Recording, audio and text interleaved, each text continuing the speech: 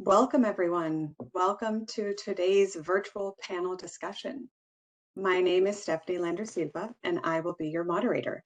I'm very much looking forward to today's discussion, which is on authentic, transformative leadership in global development. We are hoping to have as interactive a time together as possible, so please introduce yourselves in the chat and feel free to share your thoughts there during the event.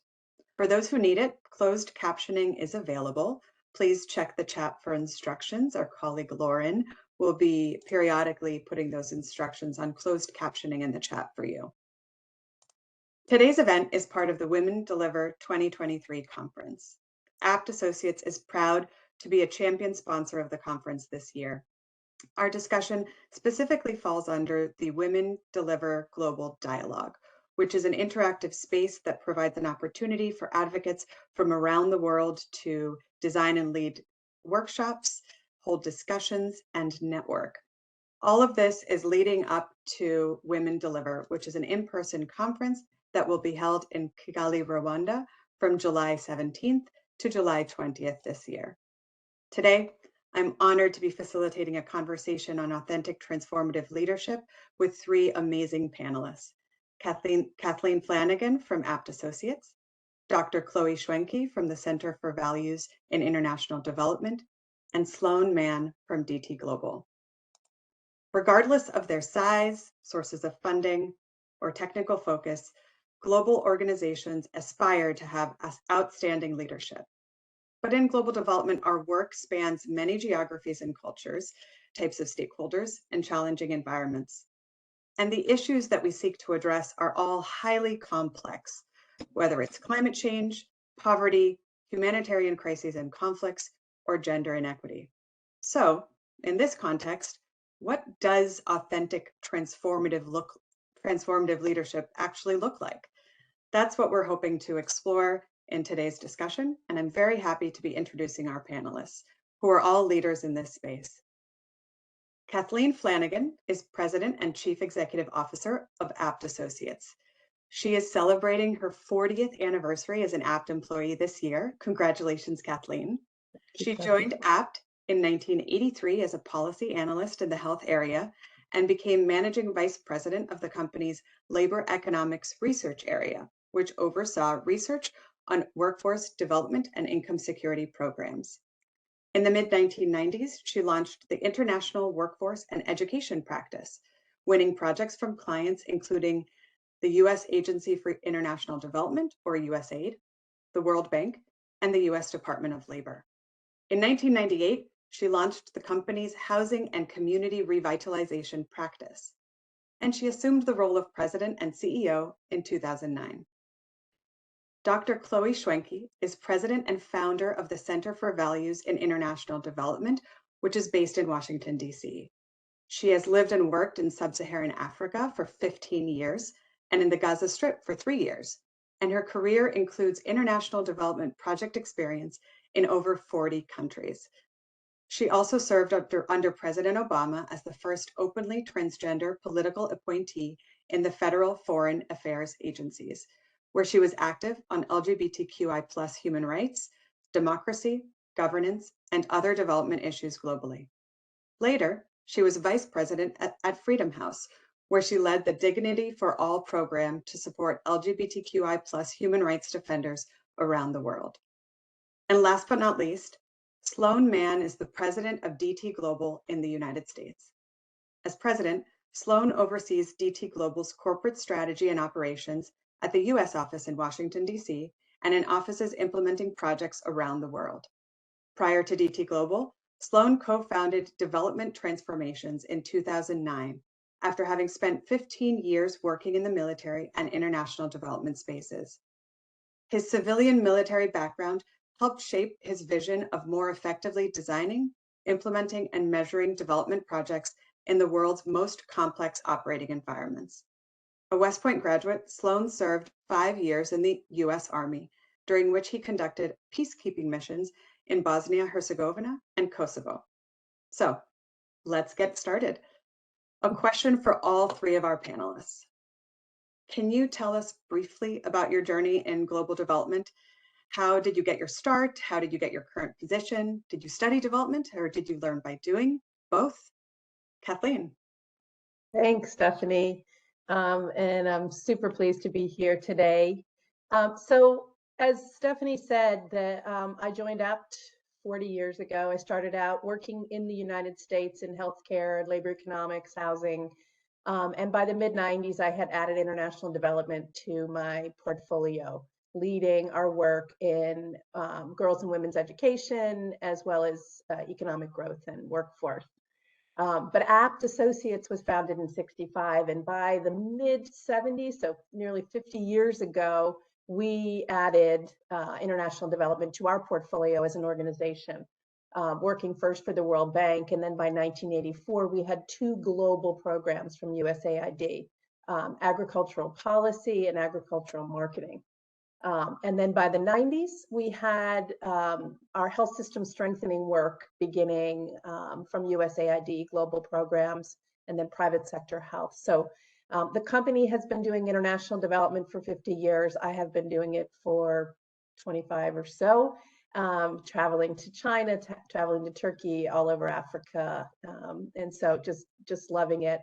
So I would put myself in the category, Stephanie, as learning by doing. I have a public policy background, but it is in an international development public policy background. And today I enjoy nothing more than being out in the field and seeing our work in action. Thanks so much, Kathleen. Chloe, how about you? Chloe, I think you're muted. Yeah, I have to go with Kathleen, learning by doing. I think that was more the norm back in the day. I started as an architect. That's what I trained to be. I worked as an architect. I was based in Nairobi, Kenya. I was one of these crazy people that just decided to go to Africa and find my future. I ended up ultimately heading up founding and heading up an architectural and town planning organization that had offices in 3 African countries and a staff of 42 people. I was the architect for the American Embassy in Nairobi, the one that got blown up. But working in Africa, being face to face with poverty was really an eye opener for me. I just found after a while doing buildings was not what I was called to do. I moved more strongly into town and regional planning. I moved to South Africa, got a job there to start and lead a town regional planning organization based in Durban. Or the most important project of my life was working with the Zulu population and developing a regional development plan. I had a wonderful team to do this big, comprehensive, intersectional plan. I had engineers and environmentalists, you name it. The Zulu people basically looked at me and said, we don't want all that stuff. What we want is to be treated with dignity.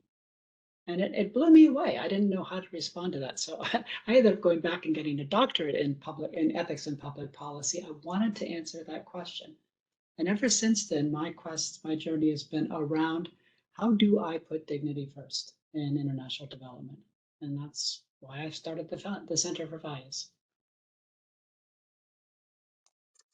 That's amazing, and definitely learning by doing. You started as an architect and now you're here. Sloan, what has your journey been? Yeah, first I'd just like to thank Abt and you, Stephanie, for putting this panel together. I'm honored to be here and to share some of my thoughts. Yeah, I think I'm in the category learning by doing as well. My journey started in the Balkans. I was deployed down there in the army, both in Kosovo and in Bosnia. And, I think what Chloe said rings true with me. I realized the calling probably wasn't the military, although I enjoyed it. I kept running into these civilians, working for NGOs, working for the UN, doing really interesting and impactful work on the ground from, reconciliation, land reform, land issues, and human rights, you name it. And I was hooked. I was totally enthralled with the intellectual challenge, with really the importance of connecting with the people and empowering communities. And so I left the military and got a master's in international development at Georgetown. But I think it's really about learning by doing for me.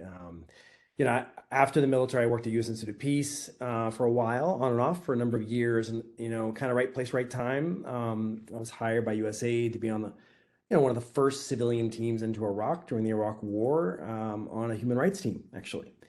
And we were called the Abuse Prevention Unit, and we were charged with sort of identifying and raising the red flag and trying to prevent atrocities that we anticipated out in Iraq. And to give a shout out, I think it was Rob Jenkins, who, anyone knows him, took a chance on me way back in the day. But after that, I went on to work for USAID and Sudan and Afghanistan for 2 years, Indonesia, U.S. Institute of Peace, and on and off, and loved my work. I think that I saw over and over throughout my time in the field that I was being rewarded, and there was a tremendous focus on how much money was being spent instead of impact and results. And so, again, it wasn't. It was just, I hate to be general, but back in those days, in the height of Iraq and Afghanistan, there was a lot of money being spent, and I felt that it probably could have more impact if we used evidence and really had a more of a results-based framework to use when we're delivering interventions in communities. And so I started developing transformations in 2009 to try to implement more effective development programs and using evidence and research to inform the activity cycle, to inform our interventions in more of a community-based way. So that was 2009, and then we grew quite a bit as a small business. Came DT Global in 2019 through an acquisition, and then of AECOM International Development, and then continued to grow. We've had a couple of acquisitions this year. I think for me, I personally, the journey has been incredibly challenging and fulfilling.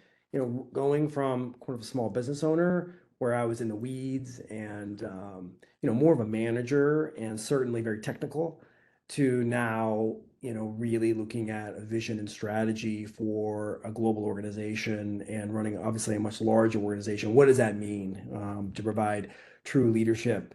And yeah, I mean, that's been quite a challenge for me and quite a journey that I've been on. And again, it's perfect topic to discuss today on the panel.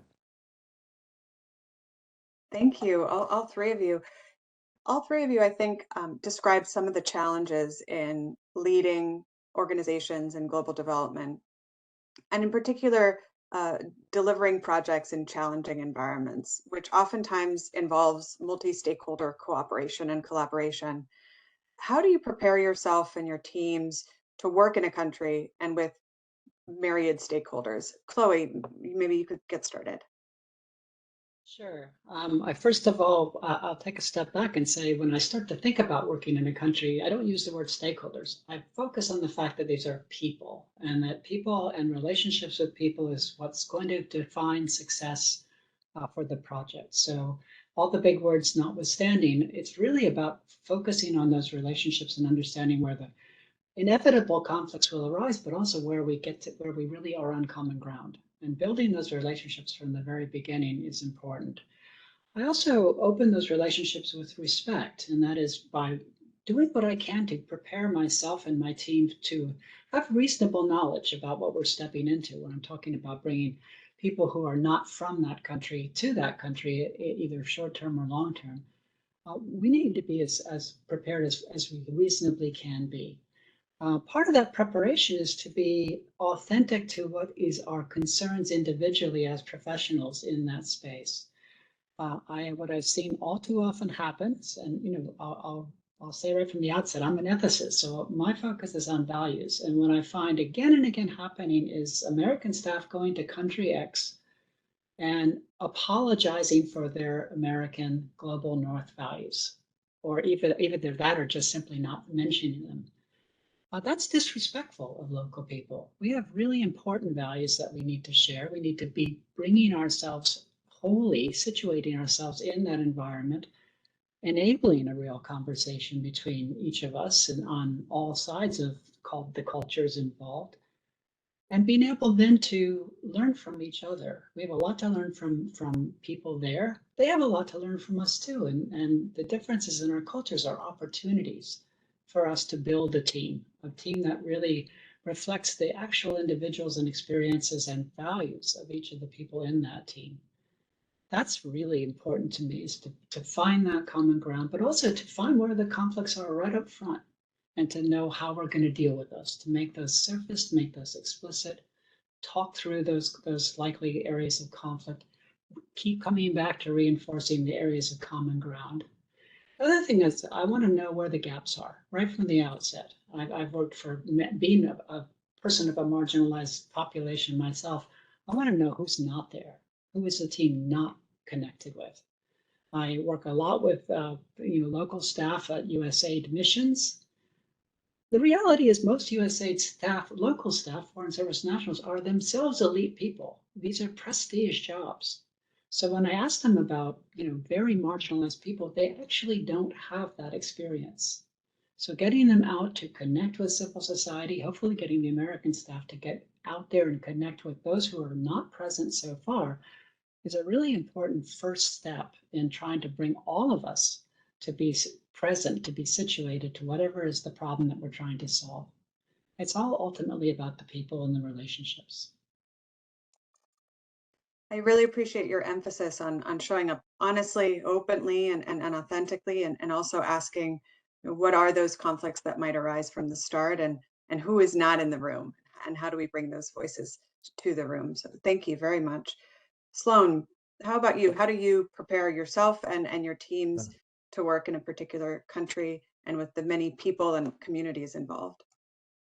Yeah, I was reflecting on this question. It's a great question. I mean, personally, obviously reading and talking to country and regional experts before traveling into the country, I remember when I was younger, before going into Iraq, I was so intimidated. I mean, I probably read half a dozen books, on the country, the political context, the culture, and I was still such a novice. And so as an outsider, I've always personally tended to be in the listening mode, and really, trying to empathize with local population, whomever I'm working with, and really trying to understand where they're coming from. And I'll also say that, as an organization, we're deploying less and less expats into countries over the years. I mean, there's so much local talent, and I think they've been overlooked for, a long time. And that's partly our fault as implementing partners, certainly the fault of our donors as well, if they think that you have to have a certain resume to manage and lead a program. So yeah, like many implementing partners, we're hiring probably fewer expats to work in our field programs. The majority of staff are local, or they're from the region, third country nationals, or there's someone who's very experienced in the country or in the region who really understands has lived in the region for quite a while. Yeah, I mean, I think that working in these with different stakeholders and in a multicultural environment, it really takes someone who, as Chloe said, like, who it's all about people, and really is going to be not only empathetic, but come in with an equitable approach, and be, I think, most importantly, inclusive, because a lot of these countries have deep societal rifts.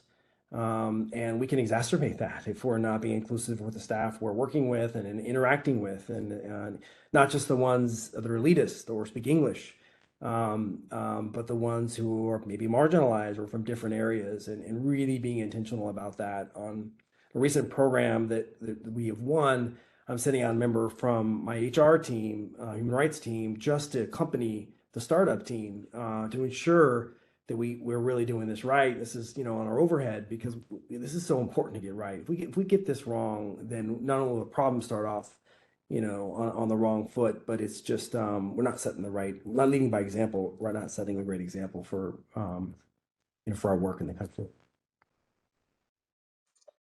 Thank you. I see both of you are echoing similar sentiments in showing up in listening mode, which I think is important. Some of what you've mentioned, I think, is also quite specific to organizations that are headquartered in the global north or global minority countries, and that are implementing projects in the global south or global majority countries. So for those unfamiliar with the terms global north, global south, global minority, global majority, we're talking about, in the case of Abt, for instance, has headquarters offices in the US, for example, and our global development projects are being implemented in low and middle income countries. In these types of organizations, there's often a divide or a particular dynamic between the project offices in the countries where the projects are being implemented and what's often called the headquarters office or the home office. In Abt's case, it would be the US, Australia, or the UK.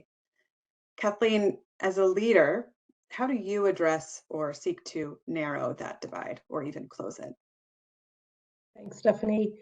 As I watch our leaders in the international development space at Abt-Associates, and as we think about it as an executive team, I think the number one thing we focus on is uniting everybody, regardless of where they are, around a common purpose. And that's our mission, right? Improving the quality of life and economic well-being of people worldwide, and the impact we can have.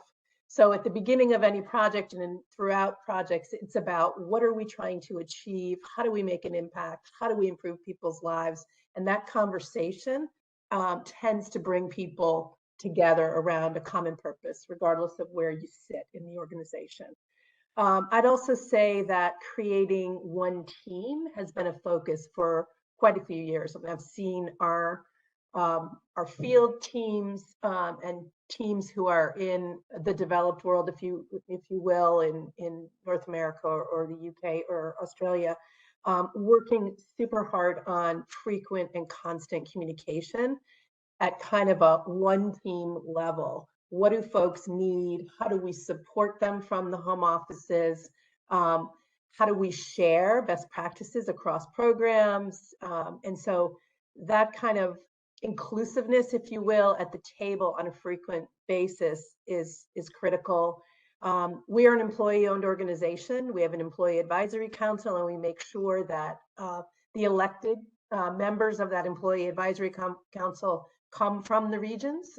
It's not just folks who are elected in North America or other developed office areas. So I think just figuring out a way for inclusion, for respecting the roles and being clear on the roles of each of the folks, whether they're in our operations team or technical experts, and then working to support one another to the common goal, again, of impact, of improving people's lives.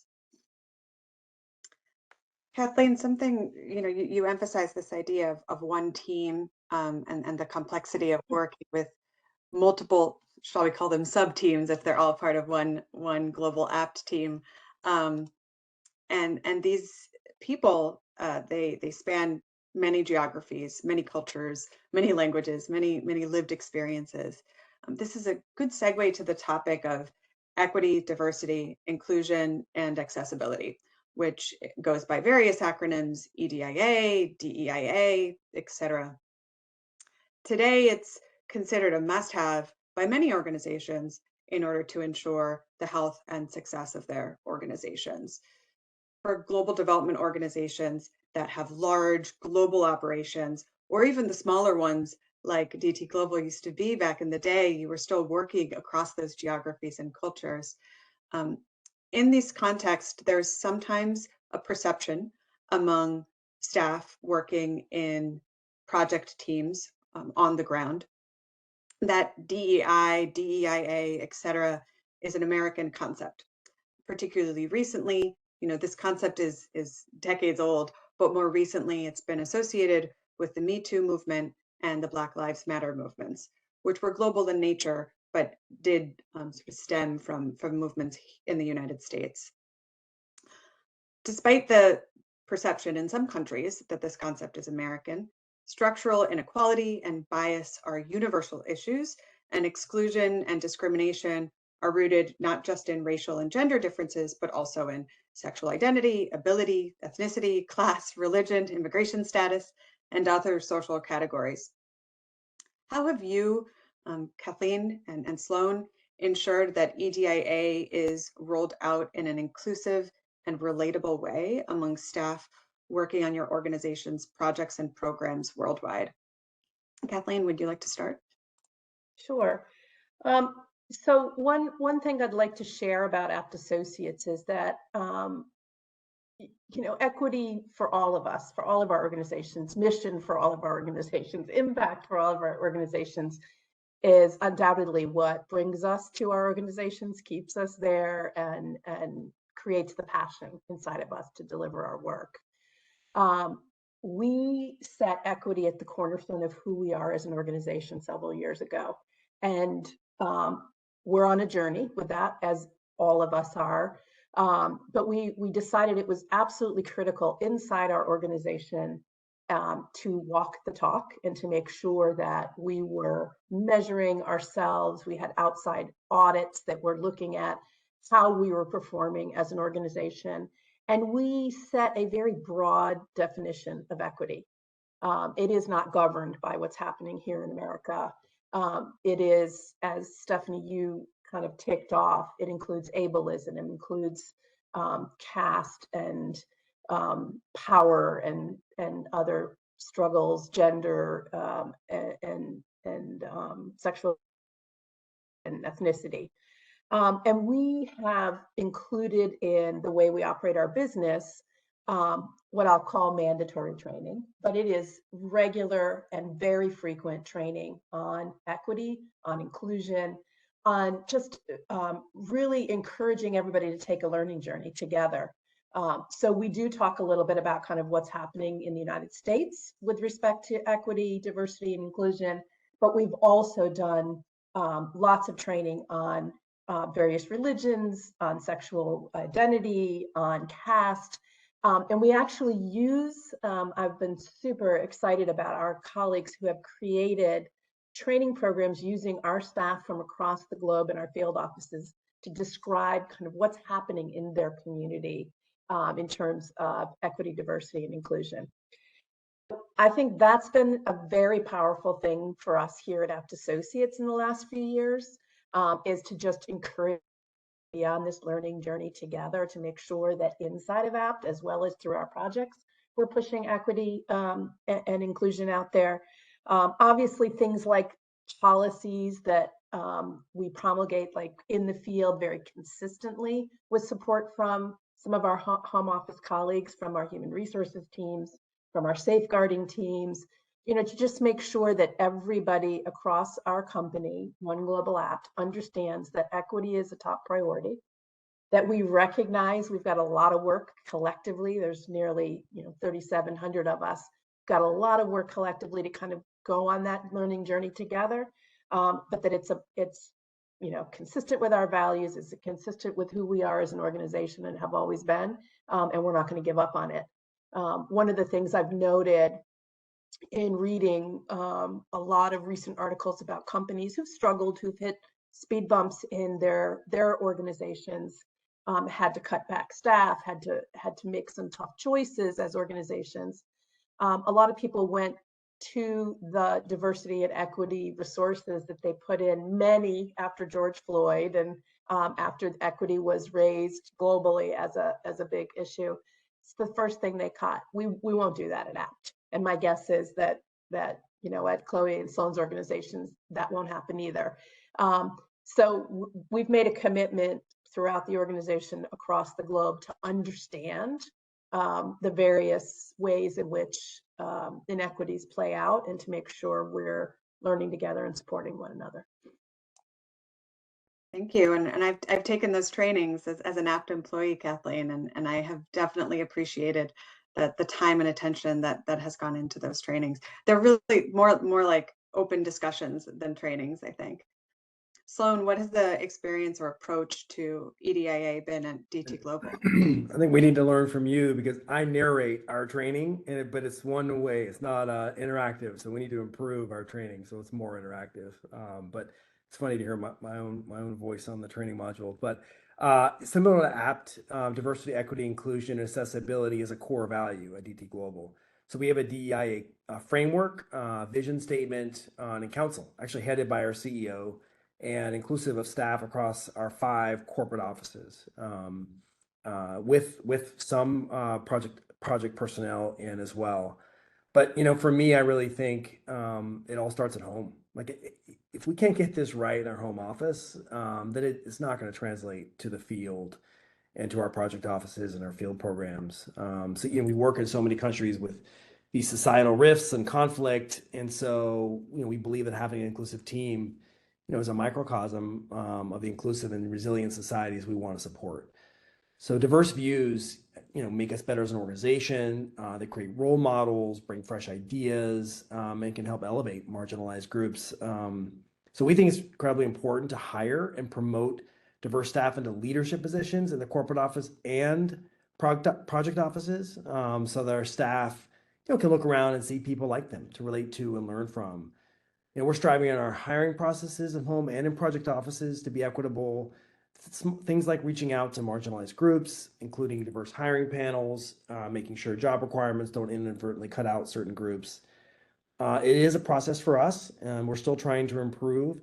And in some ways, I feel like we're learning a lot from our office down under in Australia. They do, with their reconciliation program, national program, they do an amazing job before every meeting of acknowledging the ancestral home and the land that they're on, and acknowledging the original inhabitants of the land. And I think that some of their initiatives we have kind of used and shared among project offices and globally as very progressive.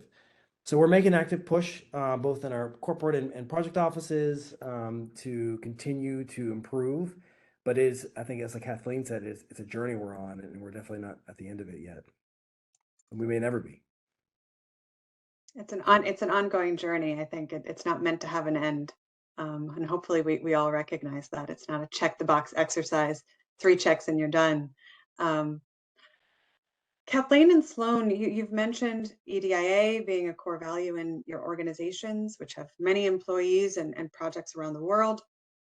Chloe, you and I have discussed the importance of EDIA, or human dignity policies, before organizationally. And as an ethicist, you've also emphasized the importance of values for organizations.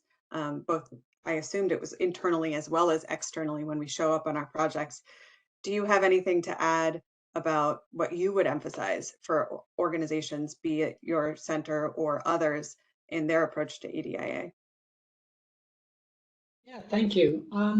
It's a tough one. I mean, I work mostly in the LGBTQI space. I'm a transgender woman. In most of the developing countries, the countries we work in, I am illegal in one form or another. People like me are not treated as equal. We're not treated as dignified people. We're not treated as people with whom you engage. We're outside of the DEI equation for the cultures that we're involved in there. Home offices have a huge problem with that, because then they're stuck with this 2 standards of human dignity, where we'll include all our LGBTQ people here in the United States. But sorry about the Ugandans. This is not something we can work with right now. I mean, to be fair, we are development practitioners. We're often doing the work of donors. Donors have a really important role to step in and make this clear. They're putting us in an impossible situation when they're asking us to be conscious and responsible and accountable to honoring human dignity as equal, as omnipresent, as something that needs to be recognized and respected everywhere, when at the same time we don't get clear instructions from donors about what to do in the Ugandas of this world, and there's many of them. So the challenge for me is always going back to the notion of actually putting the moral burden on the countries concerned to explain to me as a practitioner and as a person involved in the project, or my team that's involved in the project, help me to understand why in your thinking it's not only okay, but it's absolutely essential to you that we exclude some of your own citizens. I want them to carry that moral burden. I want them to carry that obligation to explain that to me. I don't want to be here saying, here's what you need to do. I'm right, you're wrong. But I do want to bring them into that journey of reflecting on why it is so important that some of their citizens are left out, are marginalized. It need not be just LGBTQI. You can be Indigenous, you can be a religious minority. There are a number of different categories where it's absolutely clear that such people are not being treated as equally dignified human beings. And that's a problem that we cannot gloss over, nor should we. So I'm, I'm going to go in and grab that problem as best I can, but in a way that's sensitive to trying to achieve a meaningful outcome that's improving human well-being in some degree. It's no use going in there being a raging advocate where nothing gets done, but people get irritated. There's got to be a path. There has to be a path. It will take time. And I've explained this to clients who say, well, how can we get them to understand that people like you, Chloe, are fine? And I say, it took 8 to 10 years for Tostan to get people in West Africa to come to their own conclusions about FGM and to understand that that was not really in line with female genital cutting or female genital mutilation, that wasn't aligned with human dignity or human rights, that really was something that needed to be resolved, needed to be thought out. They have to find those solutions for themselves. We can facilitate that discourse, and we should. We can bring resources to that discourse, that exploration. But at the end of the day, we're talking about a really big issue here because development is all about human well-being. And it's got to be meaningful in that context, and you cannot leave people out. That's part of our obligation, is to do whatever we can within reason to be carrying that message forward. And I really like what both the speakers, Kathleen and Sloan, have said, particularly, modeling that inclusion by our own teams, by who we show up with, but not when you're putting them in danger. You show up with a trans person or a lesbian or gay person in a country like Uganda or Ghana or Tanzania or many other countries, that's irresponsible. So we have a complex issue here to, this is more than we can answer here, but to be sensitive to. I will say right away that I'm concerned about, even here in the United States, that almost all of the organizations and firms in development have done a really great job in anti-racism, and they've done next to nothing on anti-LGBTQ, working with DEI in that space. So I'm going to advocate publicly to make that part of your budget too, and look at any marginalized group that's being left out. That needs to be, use the knowledge that came from our work in gender inclusion. What a great base of knowledge. We've done so much in the last 4 decades. And think of other marginalized groups, because people need training in those. They need training to be sensitized to the fact that people like me are not a stereotype, that we're people that have a different perspective, and we can bring that as a real benefit to development and to humanitarian response. So yeah, it's a complicated situation. Very complicated, very complicated. And staff who are based in countries like the United States face significant challenges. And then our staff based in other countries also face challenges, and those challenges are different. And why they are being marginalized and discriminated against are very different. And yet we are one team at Abt and at DT Global and at the Center for Values and International Development, having to struggle with all of those myriad challenges that our staff are facing. Thank you very much for sharing that. Stephanie, I just want to thank Chloe for those comments, because I think they're critically important. We have employee networking groups at Abt, one of which is an LGBTQIA+ group. And I will tell you, I'm the executive sponsor of it, I have watched the members of that group learn so much, because it is a One Global Abt group. And we have members from Africa, for example, in countries where, they can't be themselves. They can't show up as themselves.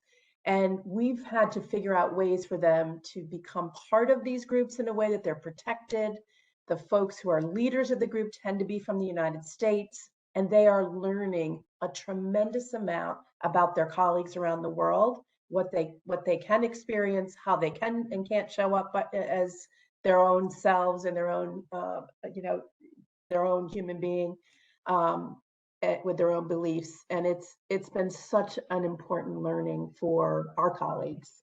So I just applaud what you just said, and we'd love to connect on ways in which we as a company and our colleagues can learn from one another and do better. Thank you so much. I love that there was just a connection made too. hopefully with follow-up afterwards. I'll hold you to that, Kathleen. This This topic reminds me of the strong push for locally led development or localization, which is a bit of sort of sector jargon, but I think critically important and has come up, even if not with those specific terms in all of your comments. The idea of putting local actors in the lead and strengthening local systems to be more responsive to local communities. How have each of you approached this as a leader? And you've, especially Chloe, you've spoken quite a bit about that already. Kathleen, how have you as a leader of Abt, I know Abt is focusing a lot on locally led development or localization right now. How have you approached that?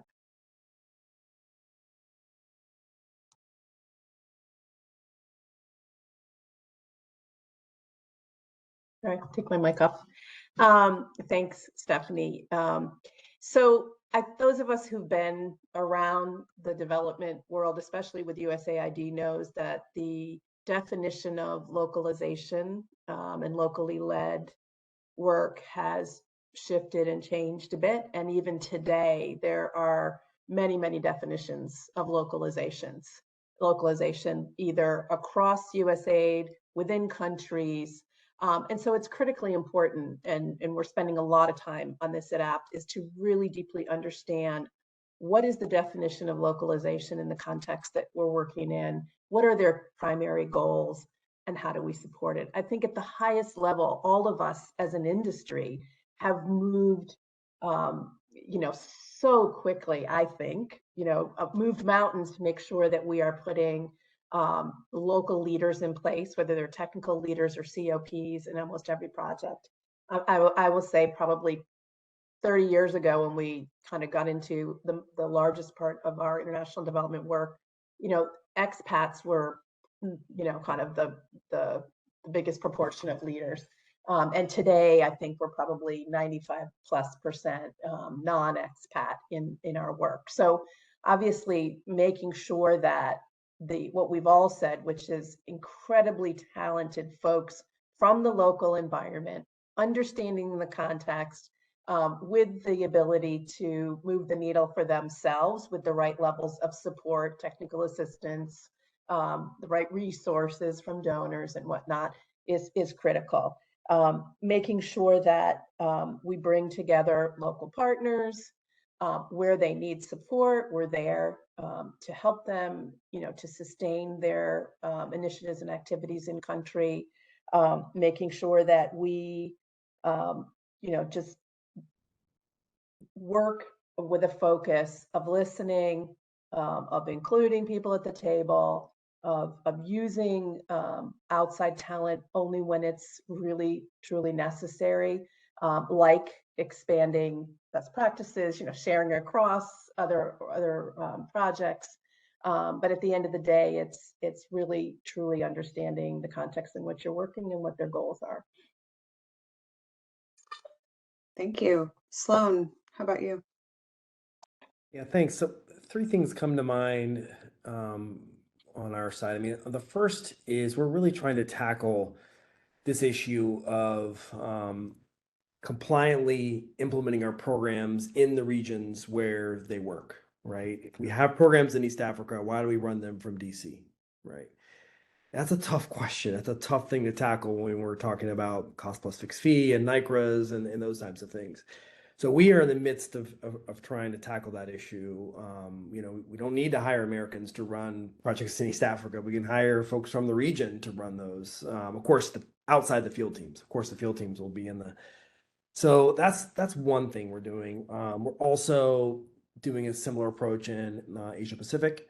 So we have some MCC work that we've won that's being fully implemented and run in our Asia Pacific region, and we're working through the contracting and subcontracting and all those complex issues, but are really important because I think that for us, DT Global, we think this issue is probably not part of the many definitions, Kathleen, you mentioned for localization, but we think it's important, right? If we're going to be more local, then let's be more local. Let's we don't need to staff up as much in the US. So that's one thing. Obviously, the second point is local leadership and staffing, and the standard things from trying to have a formal leadership mentoring program for locals so they can become COPs and team leads.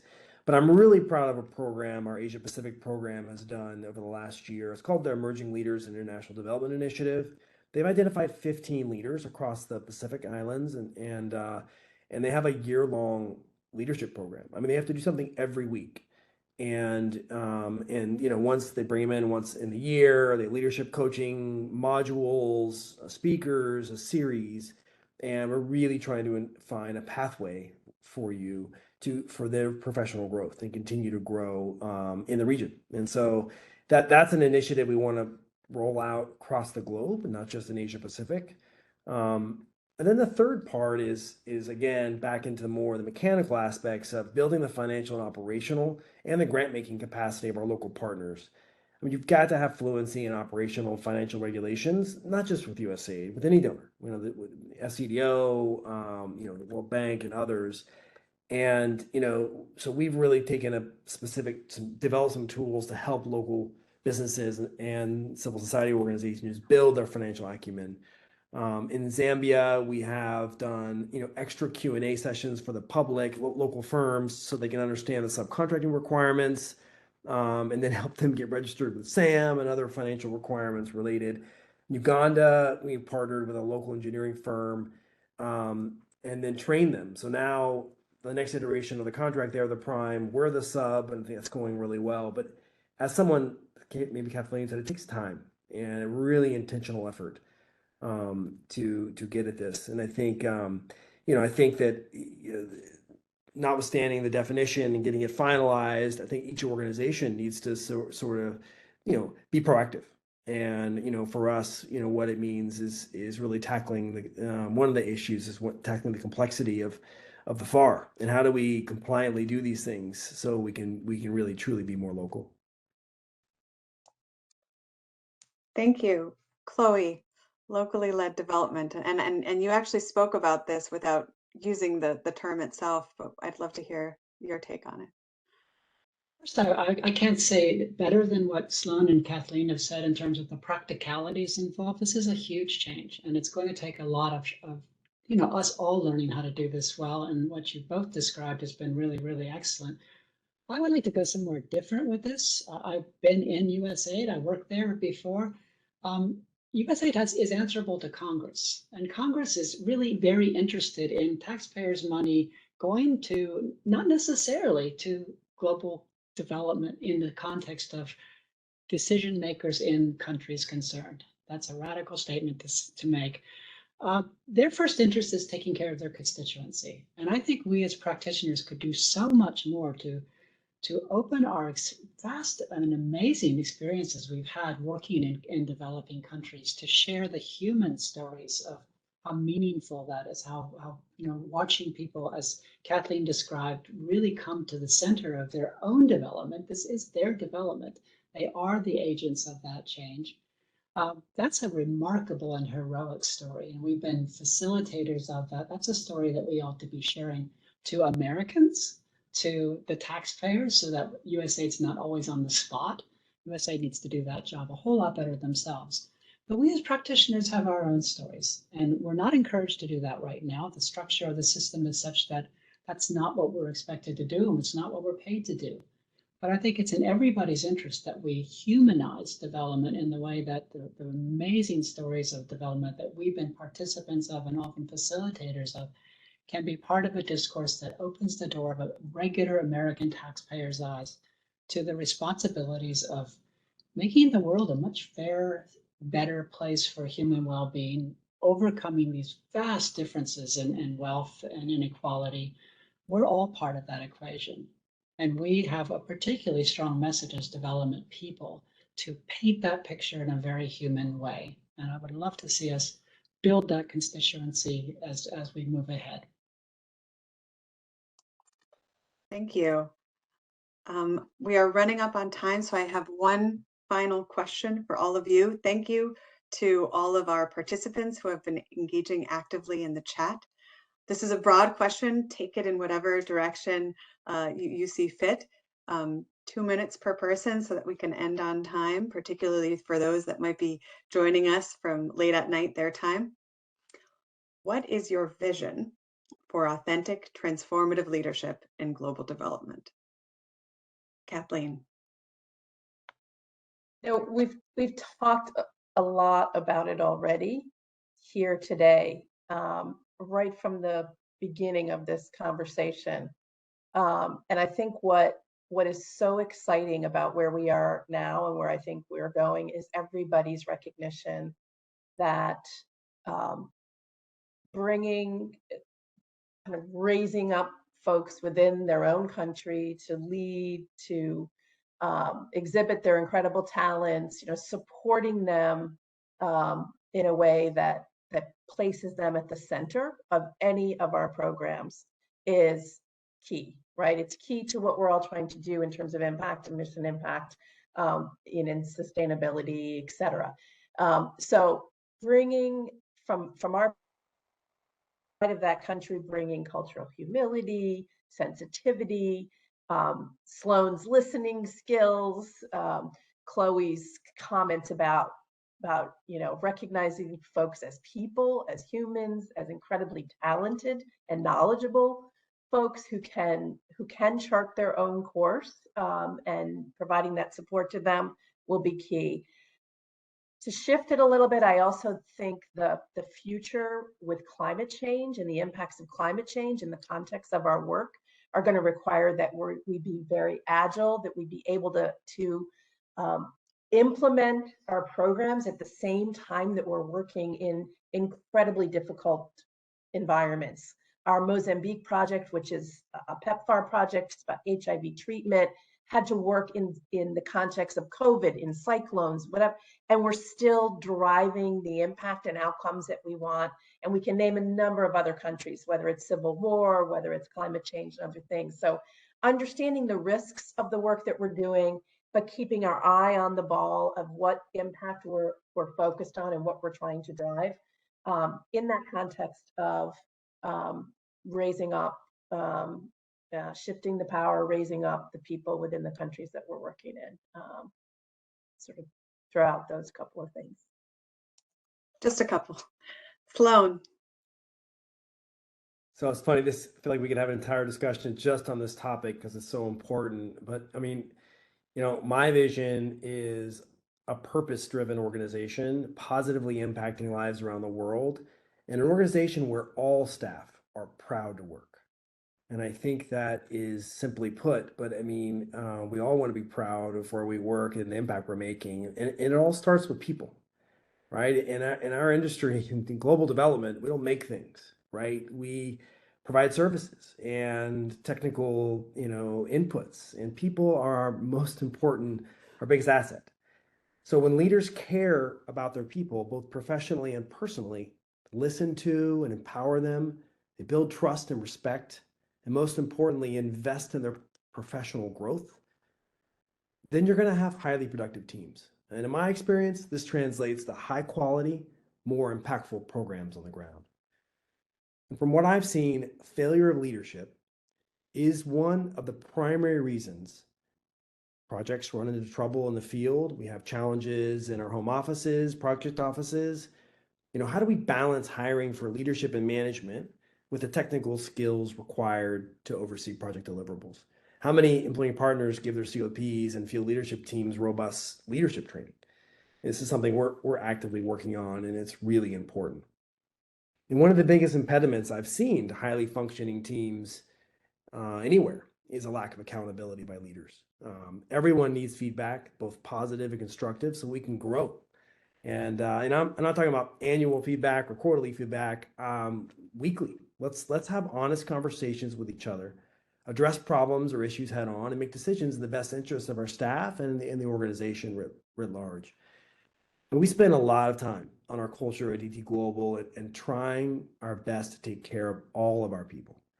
So the challenge that we have is being incredibly intentional about this, in home office and project teams. It's all across the board, with so many time zones and so many people. I think we have 2,500 now. It's an incredible challenge, but I feel like it all starts with leadership and taking care of people. Thanks. Thank you. Chloe, would you like to close us off? Sure. Well, not surprising as an ethicist. My vision is that we bring values into the center of our work, that it's not something that's left at the periphery that we occasionally talk about and not nearly enough. Values, moral values in particular, the concept of what constitutes a truly human life, a life of dignity, that's something that applies to us as organizations and firms. It applies to the work that we do. It applies to the fact that we're drawn to this work because we care. And that we have so few opportunities to talk about the reality that we care about the well-being of people in developing countries. That's our energy. That's what drives us forward. That's what makes this work meaningful. That's what brings, our leadership as taking care of our own staff to also be absolutely aligned with the work that we do, that we want to be facilitators of the well-being of other people as well. The resources, education, skills, etc., that we're able to bring are considerable. That's got to be driven by some particular reason. Efficiency and effectiveness are not enough. It's about really finding meaningful change, change that really brings us closer to a truly human life, a life where human dignity is recognized and respected. That's a grand vision, but it is actually a measurable vision. That's what ethicists do, is measure values and how they're showing up in performance.